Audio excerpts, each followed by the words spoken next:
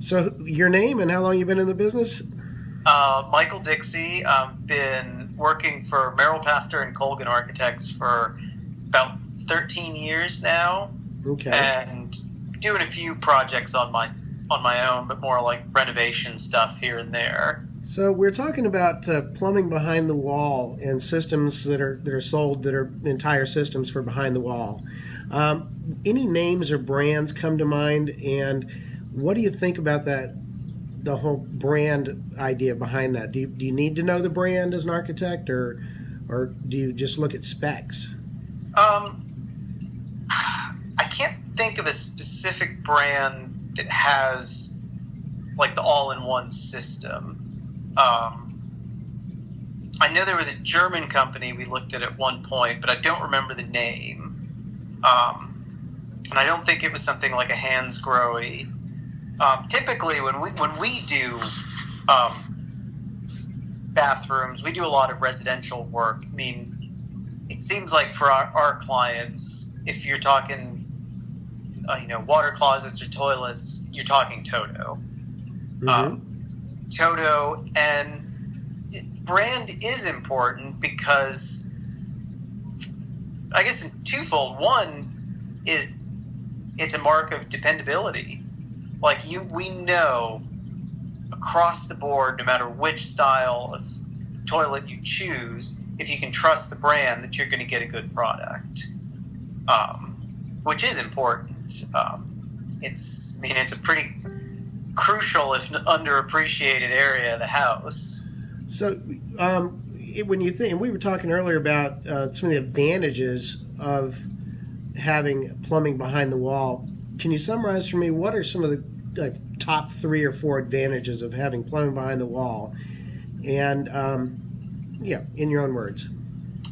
Well, a couple that come to mind are looks. I mean, looks is one of the nice things about them.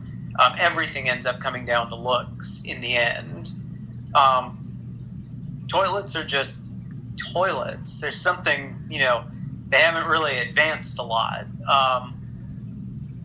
But there's something a little bit cleaner to the all-in-one systems when you can push all the tank and everything into the wall. Mm-hmm. Cleanliness, maybe, if you're in a commercial building or multifamily building, with a lot of the systems, since you push all of the piping into the wall, you don't quite get the same nooks and crannies you do in a traditional toilet. So it's something that would make it easier and more efficient to clean, which in a public bathroom, that's enormous. Ease of repair, maybe the fact that everything's behind the panel, so a lot of the mechanics of the toilet aren't exactly something that can be messed with. Particularly when you get into you think of a standard commercial toilet and you've got that upright standing valve and you hear it running and you've got to jiggle the handle and, you can do so much to that thing. And you see them, everyone's been to a bathroom where you flush the handle and it's leaking a little bit from that spot. And containing that system, it's part of the looks thing. It's kind of an out of sight, out of mind. Mm-hmm. But yeah, it just makes the space a little more pleasant to not see that standard thing just sticking up, a little T sign sticking up from your toilet. They say that it gives an additional 8 inches of space. Each system gives an additional 8 inches of space. What would you do with that 8 inches of space, that extra space, and what kind of buildings considerations would you say, wow, that's really needed here?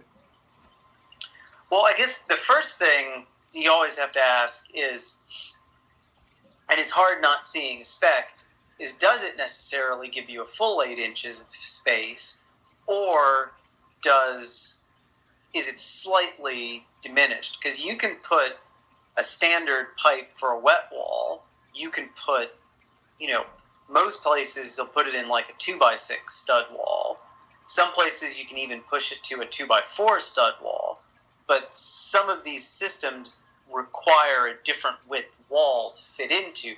So you are taking 8 inches of space and pushing it into the wall, but the width of your wall may change by 2 to 4 inches. So it might not be a direct 8 inches. It could be a wash. And you could be talking more like 4 to 6 inches, which still is a lot of space to gain. What was it about the space in a bathroom that's different from other rooms in a house?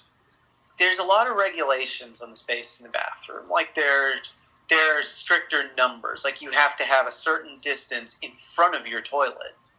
And bathrooms have minimum widths. And a lot of the bathroom isn't supposed to be smaller than 5 feet. And a lot of that is based on just passage, and there are also ADA concerns for public buildings. So your toilet ends up taking up a lot of space, particularly if you're talking about a stall, like a bathroom stall, and you have to have, I think you have a 5-foot halo rule. And that is the turning radius for a wheelchair and for someone to comfortably get to a toilet. So anything that you do to push space from the toilet into the wall means you can make your stalls smaller. I mean, we've all been in public bathrooms where you see a line of stalls that are all one width, and then there's that monster one on the end. Just because, and it's not monster in the sense that there's something wrong with it, but it requires more space because you have that 5-foot turning rule. You're also, depending on the category of your building, you have to have a sink and a handicap stall. So anything that could bring that space down gives you more flexibility to design your bathroom. You can have a more spacious bathroom.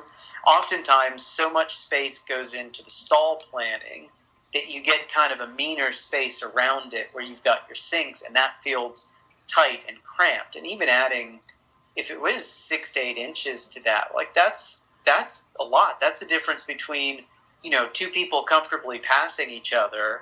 If one's walking to a stall, the other one's at the sink, then, do you have to do that awkward bathroom side shuffle? Yeah. It's a big deal.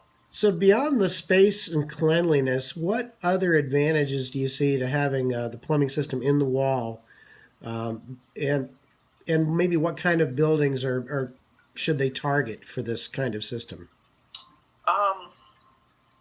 Efficiency is another advantage.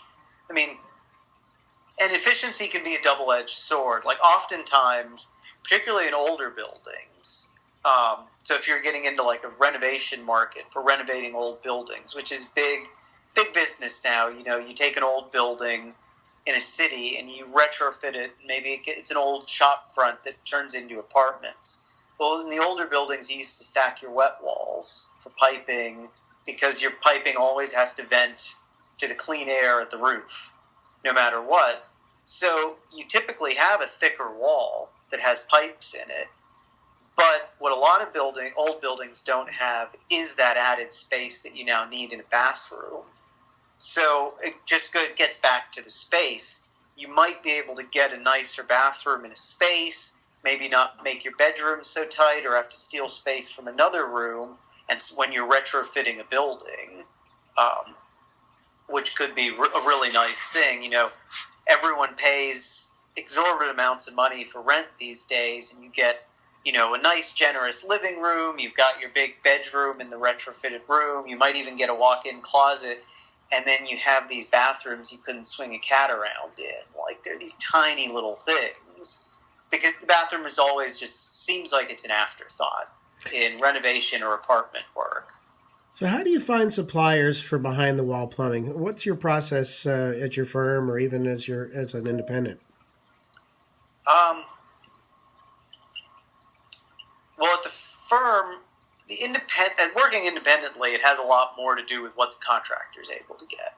Mm-hmm. Working in the firm, for a residential job, we would be doing the specs. It's usually based on working with the client, working with an interior designer, and there's a close process between that. Now, who does that? Is that you that's doing the specs, or is there someone else in your firm that's vetting it? there are spec softwares that a lot of people use, but we're a pretty small firm in business. I think at the moment we've got, including all the principals and our office manager, I think we're only 13 people right now. Mm-hmm. So when you're in a smaller firm, you kind of do everything yourself. And when you write your specs, it's all worked out. You've got your standard divisions that you run through. And so there are companies that make software, and there's a booklet. We have them in the office somewhere. It's a big, thick yellow binders of each division. And if you needed a product, you go look it up in there. And that used to be when I first started, 13 years ago, that's what we did a lot. So what do you do now? Well, nowadays, before, it was the product binders. It was, ads in the back of Architectural Record, Architectural Digest. There are also a bunch of free publications that you get sent. It's like Building Construction, Architect. There are 6 or 8 different magazines that are always coming to the office. And back in the day, if we needed something new or looking for something, we'd leaf through those. And we still do, but you can't these days discount the power of the internet. We're conducting an interview remotely over the internet that's going to be recorded and sent to someone else to review. It's the hub of the workforce. I remember when I was in school, we were still hand drafting things. Mm-hmm. And my first internship, we still hand drafted. But yeah, nowadays you need a new product, you go online and you look for it. So let's talk about that for a minute. One is you're going out and searching on websites or searching for terms or whatever it might be. The other one is things that come to you like by email or a newsletter, e-letter, or whatever it might be. We do things. We found a number of good products that way. Which way? Which way? By email coming to you or via the email newsletter, also through the just going out and looking online for things. Mm-hmm. And the other thing that we find a lot, since we're a smaller firm, is you just, you talk shop with people. Mm-hmm. So when we have worked on larger buildings in the past, we would work with, we worked with kind of like a facilitator. We did the design and the architectural drawings. We did the drawing set. But when it came time to do the specs, residential specs and commercial specs are totally different animals. So we worked with someone and we wrote out a framework for some of the specs. But then, architecture is a very collaborative business. So we would have consultants. For a larger building, in the past, we've had plumbing consultants that we worked with directly, and we also worked on a building that was working to get LEED certification, and we worked with a LEED consultant. So the LEED consultant was also putting in front of us products that were LEED certified that we could leaf into the specs. So in the speccing side of it, as a firm, we don't have as much experience in some of the commercial stuff because we primarily do residential. Mm-hmm. So when we have done the commercial end of things or, public buildings, we did a courthouse, we've done some larger scale condo buildings, we just, we try to reach out to people who know, or we've got a couple trusted suppliers that we have a working history with, and we will ask them hey, do you know someone who does